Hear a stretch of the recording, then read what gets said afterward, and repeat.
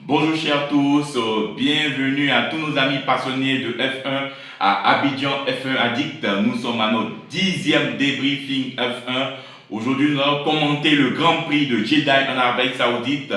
Nous allons parler des actualités F1, des qualifications et de la course. Juste après le jingle, on se retrouve. Merci.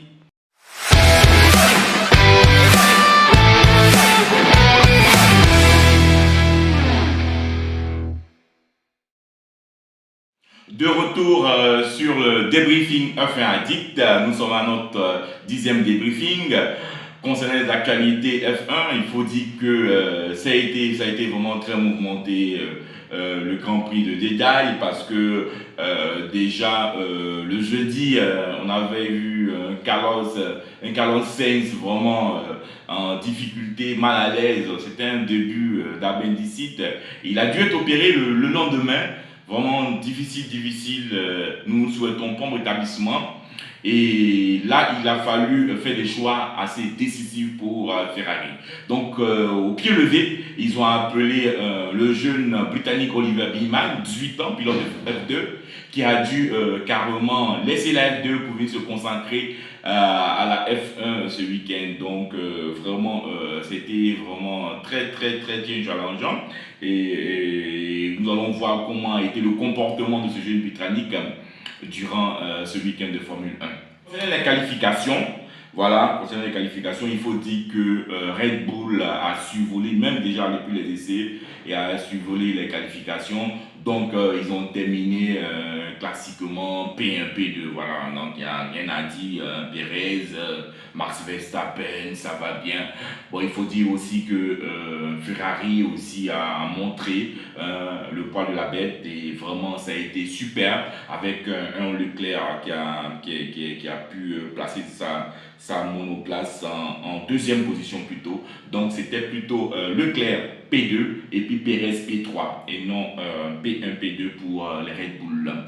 Et pour dire aussi, moi pour ma part, je suis toujours content de Alonso avec sa Aston Martin qui termine P4 pour ses qualifications avec vraiment une des solides McLaren P5, P6. La déception, c'était vraiment pour Mercedes. Vraiment, voilà, je ne comprends pas vraiment Hamilton, il n'arrive vraiment pas à hausser le niveau P7 pour Russell, P8 pour Hamilton. Donc, du coup, on savait que la course allait être très difficile pour les Mercedes. Et face à la course, donc, faut dire pour le début de course, vraiment, ça a été très correct. On sait qu'à Jeddah, il y a toujours une safety car, mais ça a été correct. Voilà. Avant même la course, il faut dire que l'Alpine de Gasly, vraiment, l'Alpine, vraiment, pour moi, c'est vraiment pas trop ça. On espère qu'ils vont corriger le tir. Il a déjà eu un problème de surchauffe moteur. Donc, du coup, il n'a même pas pu prendre part au Grand Prix. Il s'est arrêté. Bon, Stroll aussi, il a eu à taper dans le mur, du coup ça a créé un incident et la voiture de sécurité est sortie. Comme a dit, elle sort toujours. Donc, du coup, il y a eu vraiment la plupart des pilotes qui sont rentrés dans les stands pour chausser les pneus hard, les pneus les plus durs. Et certains sont restés, voilà, Norris et Hamilton ont pris le pari de rester. Bon, mais je pense que ça n'a pas été vraiment efficace. Donc, Norris a buté pendant plusieurs tours, hein, du 19e tour jusqu'au 37e tour.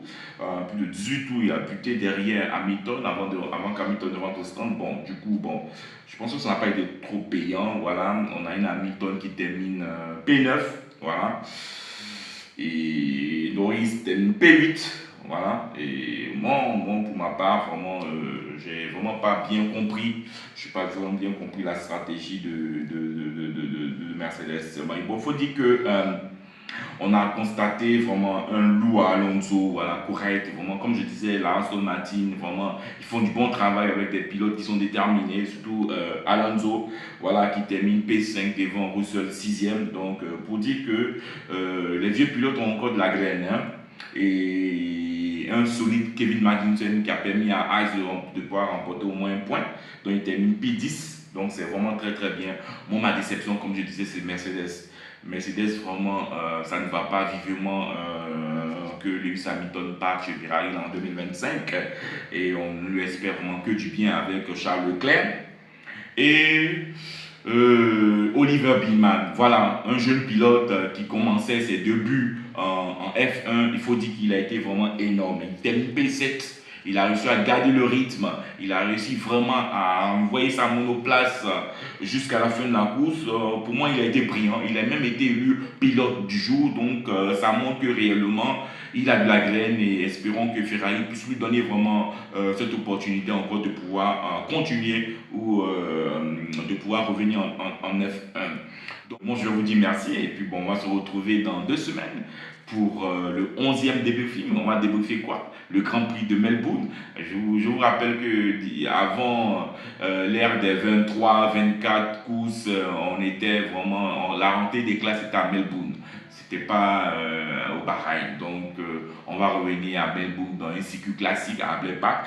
Donc, ça sera le 24 mars et nous allons débriefer bien sûr le Grand Prix de Melbourne en Australie et vraiment j'espère que Marc Webber va encourager surtout Daniel Ricciardo qui en a besoin et à tous nos passionnés de Abidjan F1 Addict, je vous invite à suivre le débriefing et aussi à le commenter et bien sûr à nous donner votre retour. N'hésitez pas à liker et à nous rejoindre sur la plateforme WhatsApp. Merci et Abidjan F1 Addict toujours.